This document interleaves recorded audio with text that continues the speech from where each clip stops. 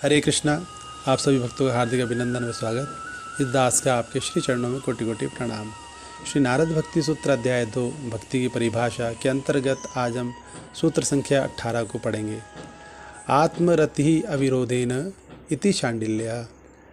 अर्थात शांडिल्य जी कहते हैं कि भक्ति परमात्मा में आनंद लेने के मध्य समस्त अवरोधों के निष्कासन का फल है।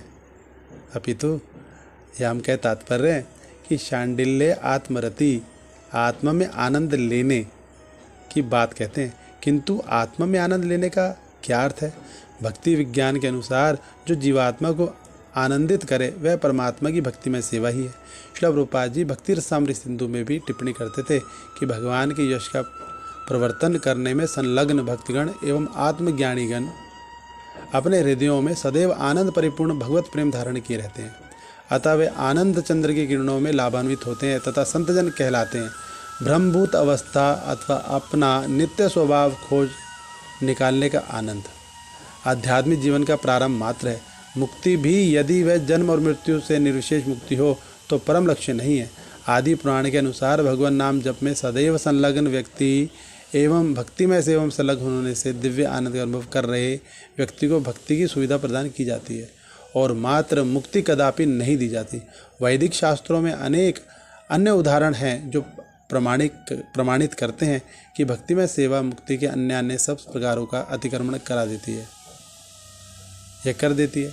पद्म पुराण के अंश दामोदर अष्टक में एक भक्त प्रार्थना करता है, वरम देव मोक्षम न मोक्षम वदिवा न चान्यम ऋण्यम वरिषादपिया इदम तेव पूरनाथ गोपाल बालम सदा में मनस्या विरास्तम के मन नहीं।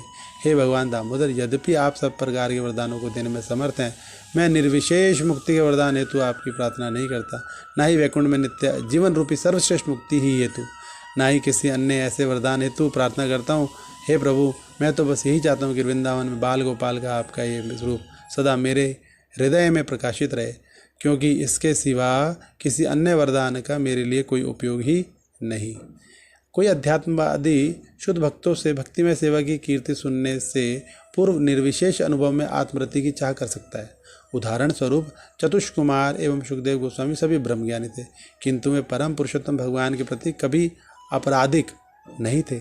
जैसे ही कुमारों तथा सुखदेव का शुद्ध कृष्ण भावनामृत से परिचय हुआ, उन्होंने तुरंत अपनी निर्विशेष धारणाएं त्याग दी एवं वे भगवान की भक्तिमय सेवा करने को व्यग्र हो गए। किंतु भक्तिमय सेवा का तिरस्कार करने वाले अड़ियल मायावादी भिन्न श्रेणी में आते हैं। भगवान चैतन्य महाप्रभु ने घोषणा की थी कि मायावादी भगवान के प्रति घोर अपराधी हैं तथा उनका संग नहीं करना चाहिए एक वैष्णव को। मायावादी विष का एक विशिष्ट उदाहरण उनके द्वारा इस सूत्र में आत्मरति ही शब्द की व्यवस्था में है। मायावादी दावा करते हैं कि पूर्व दो सूत्रों में वर्णित पूजा एवं कृष्ण कथा का तात्पर्य व्यक्ति को भगवान के व्यक्तित्व से परे आत्मा तक पहुंचाना है। यह निर्विशेषवादी की भक्ति के प्रति सम उपयुक्त मानसिकता है। वह भगवान का पूजन करेगा एवं उनकी लीला सुनेगा, परंतु अंततः भगवान के व्यक्तित्व को नकारने के उद्देश्य से वह भ्रमवश सोचता है कि उनका ध्यान उसे इस अनुभव तक पहुँचाएगा कि वही सर्वव्यापी ब्रह्म है, मैं ही सब कुछ हूँ अर्थात। किंतु यदि जैसा कि मायावादी दावा करते हैं मैं भगवान हूँ, जानना परमानंद है, तो वह आनंद अभी तक क्यों खोया रहा? यदि वास्तव में मेरा परिचय सर्वव्यापी भगवान से सब प्रकार से एक होना है, तो वह परिचय आवृत कैसे हो गया था? परम आत्मा को किस शक्ति ने आवृत कर दिया?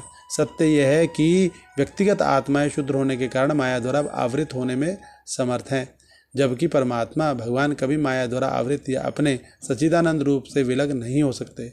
अतः जबकि व्यक्तिगत आत्मा कभी भगवान नहीं बन सकती, क्योंकि वह कभी भगवान थी ही नहीं।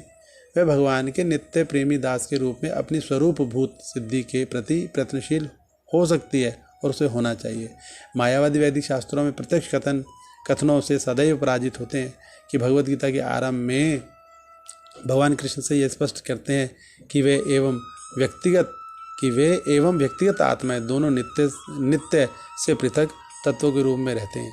कुरुक्षेत्र की रणभूमि में जहाँ दो बड़ी सेनाएं युद्ध के लिए एकत्रित हुई थी, कृष्ण अर्जुन से कहते हैं कि ना त्वे वहाम जातु नासम न त्वं नेमे जनाधिपा न चैव न भविष्याम सर्वे वयमतः परम। वह समय कभी नहीं था जब मैं न था न तुम, न ये सब राजा ना रहे हों, और ना ही भविष्य में कभी ऐसा होगा कि हम में से कोई नहीं रहेगा। कृष्ण इस तथ्य को बाद में पुनः व्यक्त करते हैं श्रीमद् भगवद गीता में कहकर कि मामे वंश जीवलोके जीवभूता सनातन। इस बद्ध जगत में रहने वाले जीव मेरे सनातन अंश हैं। ऋग वेद एवं उपनिषदों में कहा गया है कि व्यक्तिगत आत्मा एवं परमात्मा दोनों जीव के हृदय में रहते हैं, जैसे पेड़ पर बैठे दो पक्षी।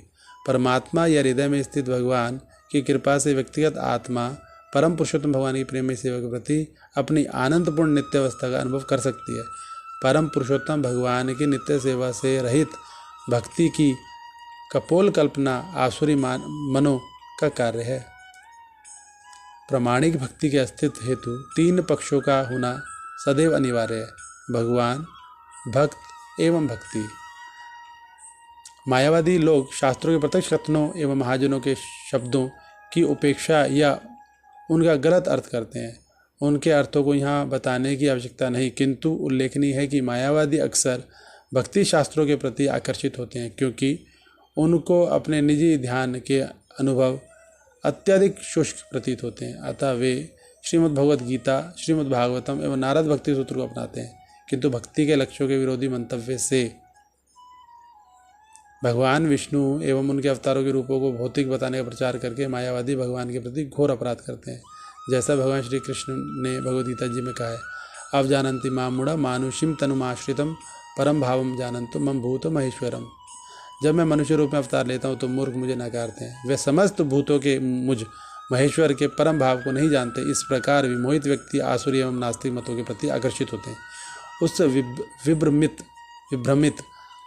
स्थिति में मुक्ति पाने की उनकी आशाएं, उनकी सकाम क्रियाएं तथा उनके ज्ञान का अनुशीलन सब पराजित हो जाता है।